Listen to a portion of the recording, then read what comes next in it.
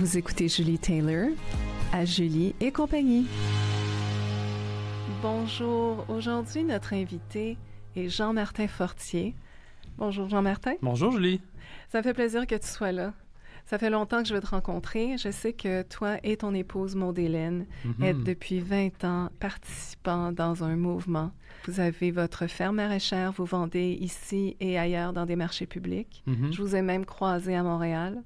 Vous avez aussi élaboré, puis tu parles, tu es vraiment le genre de spokesperson pour vos projets. Tu as déjà écrit 4 livres, je crois. Oui. Tu as l'Institut jardinier-maraîcher.com, ouais, où on peut prendre des cours en ligne, un masterclass, ouais, s'éduquer, puis passer à l'action sur un projet d'affaires, un projet de maraîcher. Oui, ouais, vraiment, c'est 20 années spectaculaires qui tournent autour de produire des légumes bio, de vendre des légumes bio. T'sais, nous, notre claim to fame, c'est qu'on a démarré notre ferme, c'était 1 hectare. Puis à l'époque, quand on est déménagé en région, nous, on n'a pas grandi ici dans les cantons de l'Est, mais on est déménagé à Fredericksburg. On a vécu 2 ans dans un tipi. Je ne sais pas si tu savais ça, oui. Mais quand on était jeunes parents, on était dans un tipi. Puis c'est comme ça qu'on a découvert la région. Puis quand on a acheté notre ferme, il y avait 1 hectare cultivable. Puis c'est ça qu'on a fait jusqu'à encore aujourd'hui. Jean-Martin, je t'interromps. Ouais. Tu as acheté une ferme, 1 hectare. Ouais. Mais avant ça, je pense que tu cultivais sur un terrain. Loué. On était à la Girondine, qui existe encore, mais à l'époque, c'était si tu veux, une table gourmande. Puis on avait approché les bardeaux pour faire un potager sur leur terrain, puis ils avaient dit oui, ça nous intéresse. Moi, ce qui me fascine, là, c'est un peu comme l'eau, hein? When there's a will, when there's a passion. Oh, pardon. Quand il y a une vision, une passion, ça fait son chemin. Ben oui. Alors, d'un tipi à un terrain loué, aujourd'hui, c'est un mouvement tranquille, de révolution tranquille, tu dis dans ton livre. Ça m'a tellement touchée, parce qu'ici au Québec, ça ne sera pas notre première révolution tranquille. Non, mais j'aime ça comment tu dis ça, parce que, tu sais, moi, je crois que l'avenir est dans le champ. Je crois que, tu sais, l'agriculture locale, c'est ce qui permet à plein de gens d'occuper le territoire, de vivre en région. Puis, tu sais, on en parlait juste avant de commencer en ondes, tu sais, c'est comme... Si tu traces le parcours de tout ce que j'ai fait dans les, mettons, 10 dernières années, j'ai beaucoup de reconnaissance, j'ai beaucoup d'accomplissements professionnellement. Je suis un peu sorti de la ferme, j'ai fait plein d'autres choses. Mais tout ça, pour moi, c'est possible parce que, justement, à Knowlton, il y a des gens qui m'ont supporté à chaque semaine quand je venais vendre mes légumes. Sans la communauté ici, moi, je ne serais pas qui je suis pour plein de monde aujourd'hui. C'est vraiment une affaire de communauté, tu sais. Tout à l'heure, on parlait de communauté, de marché fermier. Ici, à Knowlton, on le sait, depuis quelques années, il y a eu des petits changements. Ben oui. Et ils ont rattrapé la balle, tu me disais. Veux-tu m'expliquer? Ben, tu sais, il y a eu, pendant toutes les années qu'on a... Tu sais, nous, on est ici depuis Caroline au marché. 17, 18... Ah ouais, ça fait longtemps. Ben, je me rappelle, je vous croisais là, à cette époque. Puis, tu sais, je trouve que ce qui avait fait que le marché a été un succès, c'est que la municipalité avait investi. Il y avait un site qui était vraiment beau. Puis, tu sais, il y avait vraiment des gens de qualité qui étaient derrière l'organisation du marché. Tu sais, c'était bien fait. Comme à Knowlton, ça se doit. Puis, pendant une couple d'années, ils ont déplacé le marché. Puis, ça a un peu changé. Puis, là, il y a eu le COVID. Puis, les règles du COVID, c'était vraiment pas des bonnes règles de gestion de marché. C'était terrible. Puis le marché avait perdu des plumes. Puis on avait perdu beaucoup de clients qui étaient de Knowlton, mais qui allaient maintenant à Sutton faire leur marché. Puis ça m'a beaucoup fait de peine parce que je me disais, tu sais, Knowlton, c'est là que tout a commencé pour nous. Puis j'avais même appelé le maire, puis j'avais vraiment expliqué ça. J'ai dit, c'est important là, que le marché reste fort ici, puis de qualité, tu sais. C'est pour ça qu'ils ont fait les changements, mais ils ont fait les changements, puis aujourd'hui, là, c'est super. On est de retour à l'ancien site, puis... Bien, je suis contente d'entendre ça parce que tu nommais qu'il y a la personne qui cultive les légumes, qui vend les légumes, il y a les citoyens qui sont accueillants, réceptifs et embarqués dans ce mouvement-là.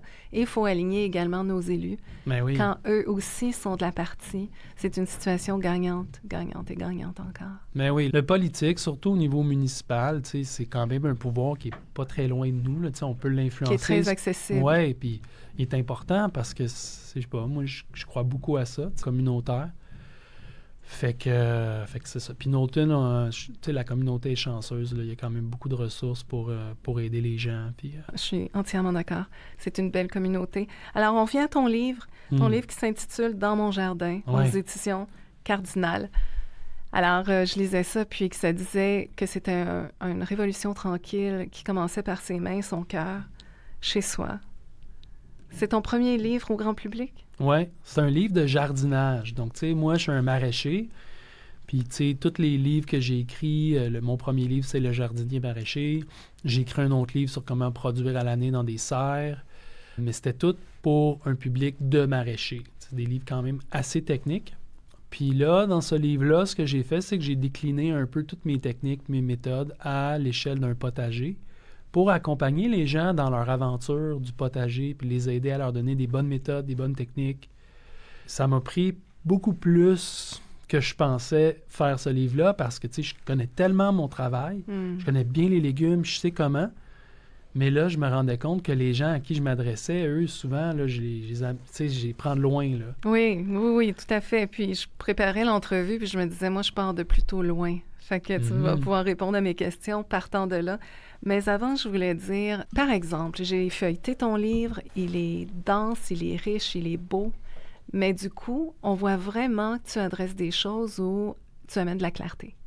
En tant que personne qui part de loin par rapport à faire du jardinage et potager, et j'y crois, j'aurais des bouts d'informations de droite et de gauche et je serais vraiment paralysée devant passer à l'action avec un plan orchestré. Ton livre offre, avec chaque chapitre, une façon d'organiser pour avoir un succès. Ceci dit, si je prenais le livre demain matin, il faudrait que je me dise, bien là, j'ai 12 mois de cycle à passer à bien regarder ce livre-là pour être prête la saison suivante. Alors, ma question à toi, c'est avec une fille qui s'appelle, moi, Julie, qui en connaît pas tellement, mais qui veut bâtir sur une expérience positive à compter de maintenant, en faisant l'expérience d'un petit potager très rustique, très simpliste. Quels seraient tes 5 conseils? Oh, nice! Pour que j'aie un succès cette année, que je me pense assez bonne pour partir une ferme maraîchère dans un an. Premièrement, Julie, j'adore comment tu poses la question. Parce que c'est exactement ça que je peux faire, moi. Tu sais, moi, je sais comment t'accompagner. Moi, je fais ça avec des maraîchers sur leur ferme. Je sais comment les accompagner pour qu'ils aient de la réussite. Puis c'est un peu drôle de parler de mot réussite quand tu fais un potager, parce que, tu sais, évidemment, c'est pas ton gagne-pain, puis c'est plus un hobby pour beaucoup de gens. Mais, tu sais, la prémisse que j'ai dans ce livre-là, c'est que, tu sais, tu peux enfin récolter l'abondance. C'est si tu suis un peu des techniques puis des méthodes. Donc, pour répondre à ta question, mettons que tu as un carré de terre qui est déjà ouvert. Mettons qu'on se dit que c'est 30 par 30. Mettons que j'en ai pas. Mettons que tu n'en as pas. OK, bon. Mettons que tu n'en as pas, tu vas commencer par te tracer un carré. Je regarde où il y a du soleil. Oui, ça, c'est super important. On part du début. Oui, je te dis vraiment une nounoune. Parfait. Là. Non, mais j'adore ça. Tu vas commencer par trouver un spot sur ton terrain où il y a du soleil, idéalement toute la journée, pas en dessous d'un gros arbre, où est-ce qu'il n'y a pas une baissière. Tu ne peux pas faire un potager à l'endroit où l'eau va s'accumuler. Ça ne sera pas bon. Fait qu'un spot au soleil, c'est pas important si la terre a de l'air bonne ou pas bonne, ça ne change rien. La terre, on va l'améliorer. Puis après ça, la première étape, c'est de tracer ton carré. Puis, tu sais, idéalement, c'est un multiple de 15. Fait que ça serait 15, 30, 45 par 45. On parle en pouces ici? On parle en pied. En pied, ouh! Oui, on est en pied, oui, c'est ça. C'est ambitieux, mon petit jardin, cette année! Fait que là, ça, c'est la première chose. Fait que là, tu vas comme un peu tracer ton jardin. Fait que, tu sais, 15 pieds par 15 pieds, 30 pieds par 30 pieds. Puis après ça, tu vas le voir, là, quand tu ouvres le livre, c'est vraiment clair, tu vas faire ce qu'on appelle des planches. Tu sais, juste pour te dire, quand tu vas ouvrir ton jardin, là, ça peut être, tu vas louer un gros autocuteur, tu peux louer une petite pelle mécanique, peu importe comment tu l'ouvres ton jardin, il faut juste que ta terre, elle soit tournée. OK. Puis, c'est ça, je te laisse figure it out, ça se fait. Une fois que tu as une terre un peu transformée, là, tu vas commencer à façonner des planches qu'on appelle. Puis les planches, ils ont 30 pouces de large. OK. Ça, c'est la base de tout ce que j'ai à te montrer. OK. Une planche, là, les invités, là, si vous êtes comme moi, c'est pas vraiment du bois, là. C'est une façon d'organiser un lit pour accueillir les semences qui est surélevé de quelques pouces. Oui, Colin. Séparé par un lieu qui est le passe-pied. Qui est le passe-pied, Ouais. qui n'est pas surélevé et qui Non. sépare un autre planche. Ben Kim, t'as vraiment bien fait tes devoirs. C'est Merci. super. Mais c'est exactement ça. Puis ça là, le passe-pied, lui, il a 18 pouces.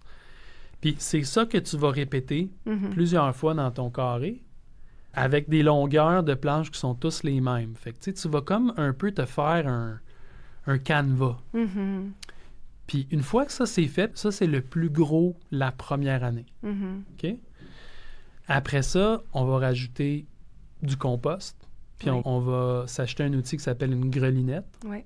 Puis on va mettre le compost sur les planches, puis on va passer la grelinette pour ouvrir le sol en profondeur. Est-ce qu'on parle de la grelinette qui a plusieurs... Dents. Mon Dieu, merci des dents. Ouais. Plusieurs dents espacées, puis c'est pas très compliqué. Là. J'ai travaillé dans un petit jardin communautaire dans mon secteur. Ouais. Puis j'ai découvert la grelinette. On parle de ça? Oui, on parle de la grelinette. C'est merveilleux, Ben vraiment. oui, Là. ce que ça fait, c'est qu'elle vient ouvrir le sol. Oui. Ça, c'est super important Oui. parce que ton sol, il a besoin d'être profond là, pour que tes racines de légumes puissent descendre.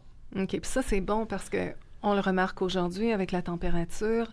Lorsqu'il y a de la pluie, c'est en abondance aussi. Mhm. Alors, ça peut délaver les choses. Ouais. Là. Faut... C'est pour ça qu'on bute les planches un peu, pour que s'il pleut, l'eau elle puisse s'écouler, OK. puis que ta zone de culture elle reste pas trop dans l'eau. D'accord. On Puis, est mieux de j'imagine- rajouter de l'eau Bien sûr. avec un arrosoir pour irriguer, arroser, que d'être dans un endroit où il y a trop d'eau qui s'accumule, puis là, les légumes, souvent, ils n'aiment pas ça. Fait qu'on a parlé de compost. Est-ce qu'il y a un autre matériau qu'on ajoute sur les planches pour éviter qu'une pluie abondante délave tout?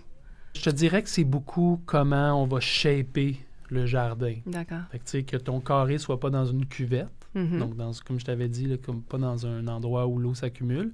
Puis après ça, c'est pour ça qu'on les bute, les planches. D'accord. Fait qu'une fois que tu as ça, puis tu sais, là, on passe vite, là, mais Oui. tu sais, si tu te fais un petit dessin, puis tu fais tes mesures, mais tu sais, l'idée, c'est que c'est des planches permanentes, puis ils sont tous de la même longueur, puis tu en as plusieurs dans un carré. Je reviens à moi, là. Excusez-moi, les auditeurs, très égoïste, mais je reviens à moi, puis je me dis, OK, je vois le principe des planches. On peut bâtir là-dessus, on peut en faire plus. Ouais. Mais si je veux réduire encore le 15 pieds par 15 pieds que tu me proposes, là, en autant que je m'enligne, que je fasse un passage de 18 pouces, Bon, des buts de les buts de 30 pouces. 30 pouces, Ouais. fait que je peux en faire quelques-unes. Je suis pas obligée de Ouais. les faire aussi longues. Bon, puis ça, c'est le pense- premier conseil que je vais te donner. Oui, Faut que tu fasses plus grand que plus petit. OK.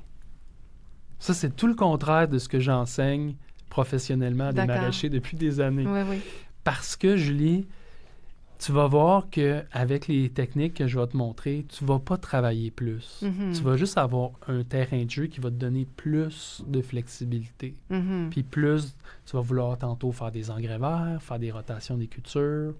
Ton Tantôt, jardin, il sera- tantôt l'année suivante. Ben, au fil et à mesure que tu vas être prête. Oui. Tu comprends?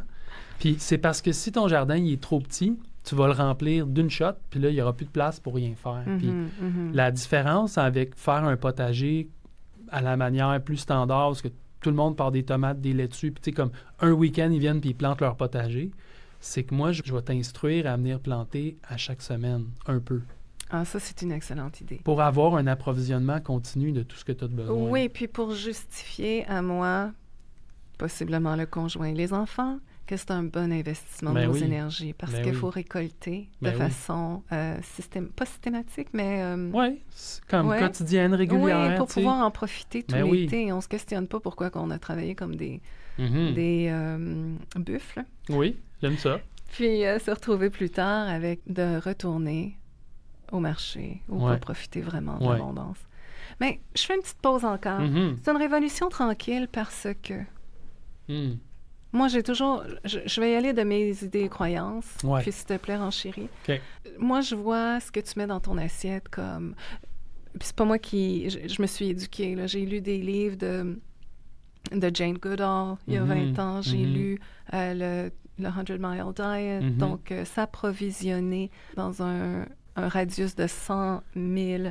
J'ai eu le privilège, de par la bibliothèque de Knowlton, il y a 20 ans, pendant que j'élevais mes jeunes enfants, d'avoir accès à des œuvres riches et à jour. J'ai lu de Jane Goodall J'ai lu aussi sur on appelait ça le 100 Mile Diet, qui était un mouvement de s'approvisionner dans une région peut-être de 100 km à la ronde. Et tout ça avait un impact formidable sur l'environnement. C'est-à-dire, on privilégiait que les fermes restent sur le territoire, que ça reste agricole, plutôt que de voir des fermes familiales faire une place à l'embourgeoisement où les gens peuvent acheter une terre, ne plus la cultiver, mettre des pesticides parce qu'ils veulent une belle pelouse verte, ou encore que peu à peu, ça fasse une place à une agriculture plus industrielle. Alors, je comprends très bien quand tu dis que c'est une révolution tranquille, que c'est tout à fait aligné avec de garder la terre comme elle est censée être pour être dans un équilibre. Numéro 2, la santé, pour moi, ça passe avec ce qu'il y a dans ton assiette. Si tu veux être très politique, regarde ce que tu mets dans ton assiette, parce que tu vas affecter profondément les gens qui font que de la bouffe industrialisée. Tu vas affecter ta santé. Tu vas affecter ta famille. Tu vas t'asseoir puis manger en groupe. Tu vas cultiver tes valeurs, les véhiculer. Alors, tout ça, là, pour moi, je le vois que c'est une révolution tranquille. Toi, peux-tu m'en parler davantage parce que tu es sur le terrain depuis 20 ans? Bien, tu sais, moi, mon Dieu, je trouve ça tellement important, tout ce que tu nommes, tu sais. L'agriculture locale, oui, c'est se nourrir avec des aliments qui sont souvent plus frais et plus sains, puis ça permet à nos communautés d'exister. Mais là où je n'étais jamais allé dans le passé, puis là, aujourd'hui, je veux y aller, c'est que, tu sais, les gens qui vont se mettre les mains dans la terre, là, ils vont vivre une transformation intérieure. Et tu vas retrouver ton pouvoir. Puis ça, c'est super important parce que, tu sais, d'avoir l'argent, d'acheter localement, c'est fantastique. Là. Ça, c'est un coup de circuit. Et en même temps, de faire l'acte soi-même, de dire, je vais produire mes propres légumes, je vais mettre les mains dans la terre, je vais vivre une aventure agricole dans mon backyard, je vais peut-être amener mes enfants à ça. C'est profond, là. Puis c'est simple et profond. Je pense que ce qui a découragé des gens dans le passé, c'est qu'ils ne savaient pas trop comment s'y prendre, dans le fond. Fait que finalement, ça devenait plus un thing que d'autres choses, mais faire un potager aujourd'hui, c'est ça qui est révolutionnaire. Tu sais, c'est vraiment ça. C'est révolutionnaire. Pour ma part, je dirais que de ramener l'humain à sa nature profonde, la nature est une invitation à cette connexion-là. Ouais, alors, moi, je l'ai fait par le biais des arbustes, des végétaux, des fleurs, dans un premier temps. Et j'aime ta démarche pour rendre ça plus accessible et être un succès auprès des familles et des individus qui veulent reprendre leur pouvoir par rapport à rester dans une société qui lui ressemble peut-être de moins en moins. Ben oui. Puis tu sais, moi, je l'ai vu, c'est ça. J'ai eu la chance de faire une série télé où est-ce que le concept, c'est que j'accompagnais 2 familles qui tendaient vers l'autosuffisance. Oui. Ça, c'est un autre sujet que je trouve super important. Oui. Puis moi, comme professionnel, je les accompagnais dans leur démarche de faire un potager. Puis c'est fou, là. Une de ces familles-là qui était à Belleuil, leurs 2 enfants, tu sais, elle était médecin, lui était entrepreneur, il était vraiment busy. Puis le potager, ça l'a transformé cette famille-là. Là. C'était incroyable. Comment ils ont tellement connecté les uns avec les autres, connecté avec la nature, le voisinage. C'est devenu vraiment quelque chose de spécial. Moi, j'étais témoin de ça. Puis ça fonctionnait pour eux parce qu'on les épaulait. Oui. On leur disait un peu comment faire. Puis c'est là que j'ai eu le déclic de ce livre-là. Je disais, coudonc, tu sais, s'il y avait comme des milliers et des milliers de familles qui pouvaient faire ça, qu'est-ce que ça pourrait avoir comme impact dans notre société, tu sais? Hey, allô! Avez-vous des idées ou des questions à partager? Aimeriez-vous être mon invité à l'émission? Juste allez sur julietaylor.ca et laissez-moi un message. Merci! Un des premiers piliers de notre communauté, c'est la famille. Puis dans la famille, on éduquer ses enfants, les valeurs, d'avoir le discernement, de penser de façon riche à ma façon. Ouais. Il y a 20 ans, les écrans, c'était le téléviseur, puis on l'a débranché. Aujourd'hui, je ne sais pas comment une famille pourrait revenir à cette qualité de vie-là, avec comment on est bombardé.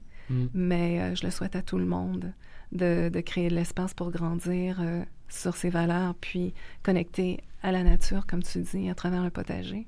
Oui, puis tu sais, je pense que pour les enfants, c'est clair que de les amener au marché, puis de magasiner les produits, les légumes, puis après ça, de les manger, tu sais, c'est sûr que ça, c'est très bon. Comparé à l'épicerie, là, tu sais, il y a quelque chose de très humain dans tout ça. Sauf qu'il manque la partie de la nature, tu sais. Tandis que quand on va chez Rêve et Jardin acheter des plants de poivrons qui sont super beaux parce que ces gars-là, c'est des tops, puis on plante ça dans notre potager, puis on le fait avec nos enfants, puis on voit le plant grandir, puis après ça, on va récolter un fruit sur le plant. Là, il y a une leçon qui est plus importante, à mon avis, encore. C'est-à-dire que les enfants comprennent que les choses viennent de la nature, puis you've got to nurture. C'est ça la clé. C'est certain. Fait que je trouve que le potager, c'est probablement la meilleure façon d'entretenir cette intimité-là avec la nature. Puis, tu sais, c'est là, c'est accessible, c'est dans notre cour. Oui. Pratiquement tout le monde a une cour. Là. Pas tout le monde, mais beaucoup de gens ont des cours. Oui. Fait que c'est possible. Fait que si on revient aux 5 conseils que tu me suggérais pour cette année, dans le processus de me préparer à être un succès l'an prochain suite à avoir lu ton livre. On trace ton carré. On a parlé de c'est quoi les bonnes conditions pour ton carré. Après ça, on adopte ce qu'on appelle les planches permanentes. Oui. On en a parlé un peu. Compost, grelinette. Donc, tu as trouvé une grelinette. Puis après ça, ben là, je t'ai parlé de Rêve et Jardin, mettons, pour aller chercher tes plants. Mettons, cette année, tu pourrais acheter tes plants ou tu pourrais les acheter chez des maraîchers. Comme nous, au Jardin de la Grelinette, on fait une vente de plants annuelle. La ferme Les Carottées à Farnham aussi vend des plants. Je pense que Yann Gordon, au Potager des Humains, aussi vend des plants. Donc, tu sais, d'aller chercher des bons plants bio, tu sais, de qualité. Puis là, meuble ton jardin avec ces plants-là. Puis, tu sais, déjà, là, tout ça, c'est un bon début. Puis, tu sais, après ça, peut-être un des derniers conseils que je vais dire, c'est qu'il ne faut pas trop arroser. OK. Ça, je l'ai remarqué, là, les on gens... pense qu'on donne de l'amour. Oh hein? Hey, moi, sur la hausse, là, c'est ça. Donner de l'amour. Je suis là une demi-heure. Exactement. Mon voisin sort, puis il dit, Julie, ma femme a déjà tué Rosienne même. C'est exactement ça. C'est exactement ça. C'est les gens, ils sont là, puis ils pensent qu'ils donnent de l'amour, mais faut pas que tu arroses trop. Faut pas que tu arroses trop. Alors, est-ce que, si par exemple, je voulais avoir accès à des ressources, parce qu'ici, on parle à la région des cantons de l'Est, on s'étend beaucoup, est-ce qu'il y a un lieu où moi, je peux aller chercher des ressources dont tu viens de me nommer, qui sont comme accessibles pour tout le monde? Y a-t-il un répertoire? Ben là, tu me poses une petite colle parce que, tu sais, au niveau du jardinage, je le sais, il y a différentes initiatives dans la région. Je pense qu'il y a des jardins communautaires. Je suis pas le gars le plus branchouillé à ce niveau-là. Mais bon, mon livre, c'est une ressource. Après ça, tu as toutes les jardineries, les centres de jardin, eux autres, c'est des ressources. Puis les fermes maraîchères, ben, tu sais, si tu vas au marché fermier samedi matin parler à Yann Gordon au marché de Sutton, puis tu lui demandes une question au sujet d'un insecte, tu sais, c'est quand même, il va connaître la réponse. OK. Fait que, tu sais, il y a ça aussi. Il y a ça dans ton livre? Parce que les pestes, ça serait important que je commence. Parce que moi, je me disais, si cette année, j'ai un petit potager un peu nono, mais que j'ai l'intention de m'éveiller à la nature, alors je les regarde grandir, tu me dirais où mettre mon attention pour que je puisse tirer profit de cette leçon de vie pendant cet été pour l'appliquer l'an prochain? C'est à la lecture. C'est drôle ce que je vais te dire, mais il va falloir que toi, si tu passes du temps, mettons, t'installes... ta table à manger est à côté de ton potager, puis tu le regardes beaucoup, le potager. Pour vraiment savoir ce qui se passe, il faut que tu aies une espèce de lecture en amont pour comprendre qu'est-ce que tu observes. Exact. Donc, j'irai directement au chapitre. Oui. Lesquels? Bien, tu vas avoir un chapitre. Moi, j'ai divisé le livre, c'est chaque légume est une fiche, un livre de recettes. T'sais. Fait que dans le fond, je vais te donner tout le lowdown sur chaque légume. Ça va t'aider à mieux comprendre ce que tu observes. Merci. Oui. Alors justement, si je devais limiter mon investissement pour bien réaliser mes objectifs, quels légumes tu me suggérerais de planter cette année? 5? Est-ce que j'aime manger? Parce que, mettons que j'ai seulement 15 heures par mois. Oui. Hein, pour l'entretien. Ouais. J'aimerais ça que mon mari s'implique, mais on ne sait pas si ça va arriver. Les enfants... occasionnellement. Alors, je dois penser que c'est moi la ressource première, puis c'est moi qui va faire avancer cette idée-là, puis ce projet-là sur la longue échéance. Alors, je me dis, comment me ménager, puis garder ça agréable? Ouais. Si je faisais la lecture d'une fiche de légumes, peut-être que ça serait assez 5. Ouais. Est-ce que je me trompe? Comment on ferait ça? Écoute, premièrement, si tu as un nombre d'heures limité pour faire ton potager, ce que je vais te répondre, c'est si tu as 5 heures pour couper un arbre, passe 3 à aiguiser ta hache. Mm-hmm. Fait que tout va être dans ton plan. Ouais. Okay? Quel légume va aller où, en quelle quantité? Tu mets-tu 2, 3, 4, 5 ou 12 plants de tomates? Mm-hmm. C'est une bonne idée que tu le saches. Mais on sait qu'en faire plus, c'est pas nécessairement plus de travail. Oui, au niveau du potager, mais il faut que... Tu as raison. Après ça, il faut que tu aies une bonne idée de combien tu as besoin de chaque légume dans ta famille. D'accord. Parce que si tu plantes 12 plants de tomates, c'est peut-être bien trop de tomates pour toi, oui. puis tu vas passer trop de temps à faire des tomates que finalement tu récolteras pas parce que ça va être trop. OK. Donc, il y a comme une partie où est-ce qu'il faut que tu t'assoies et tu te dises combien que j'ai de besoin de plants de tomates, combien que j'ai de besoin de plants de poivrons, combien de laitues que je veux avoir, puis il faut que je comprenne que des laitues, il faut que j'en plante aux 2 semaines si je veux en avoir tout l'été. D'accord. Les betteraves, il faut que je sache quand les partir. Je veux faire plus qu'un semis de betteraves, plus qu'un semis de carottes. Là, je pense que tu as parlé vraiment d'excellents légumes. Là, il y en a 5. Moi, je les ai retenus. Ouais. Ça serait une excellente façon de partir pour moi. Moi, je vais retenir ça. Oui, les pois mange-tout aussi. Ça, je te les recommande. C'est vrai, hein? Oui, c'est tellement bon. OK, pois mange-tout. Oui. 6. Je suis capable. Puis, dans ton livre, on constate aussi la façon, puis sur quelle période planter, comment récolter. Il y a tout ça qui est installé là. Ouais. C'est vraiment une bible. Là. Honnêtement, là, c'est riche en informations. Et encore là, je me répète, ça clarifie. Où on a des zones grises, tout est clair. Puis quand c'est clair, on est dans l'action. Oui, c'est vrai ça. Qu'est-ce que tu aimerais me parler maintenant? Qu'est-ce qu'on n'a pas touché qui pourrait inciter, donner de l'enthousiasme et encourager les gens à commencer leur potager dès maintenant? Je trouve qu'il y a comme eu une ou 2 générations qu'on a skippé un step, là, tu sais. Il y a beaucoup d'old-timers dans la région qui faisaient des potagers, qui en font peut-être encore, tu sais. Surtout dans les communautés anglophones, là, les familles anglophones, tu sais, le potager, ça faisait partie de la vie ici. Puis, je trouve que c'est important de renouer avec ça. C'est comme une partie de notre héritage. Puis, tu sais, moi, ce que j'aimerais dire aux gens, sans tomber trop spirituel, trop deep, mais c'est comme, il y a une partie de nous, là, dans la terre. Mm-hmm. Puis quand on remet les mains dans la terre, c'est fou comment on reconnecte avec quelque chose, là. Puis ça nous ground, puis ça nous permet de... Peut-être aussi, tu sais, avec tout le chaos qu'on vit en ce moment, toute l'incertitude, tout ça, les guerres économiques, tu sais, c'est comme, reprends ton pouvoir, tu sais, apprends à faire tes propres légumes, tu sais, commence à t'intéresser à l'idée d'autosuffisance. Tu sais, ça n'a pas besoin de se faire du jour au lendemain, mais tu sais, moi, j'ai commencé comme ça, là. Moi, j'ai pas grandi dans une famille agricole. Tu sais, j'ai tout appris. Je pense que la raison pourquoi Maud Hélène puis moi, on a une belle vie, c'est parce qu'on a les mains dans la terre.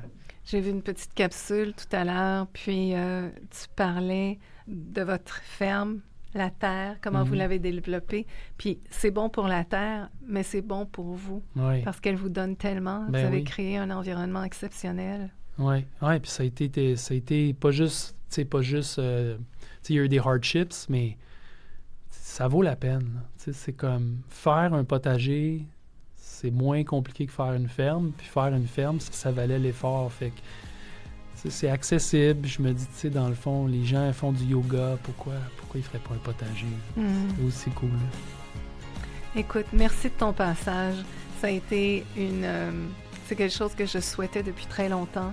Merci mille fois. Merci à toi, Julie. Puis, je vous répète, le livre s'intitule « Dans mon jardin », puis il est aux éditions Cardinal.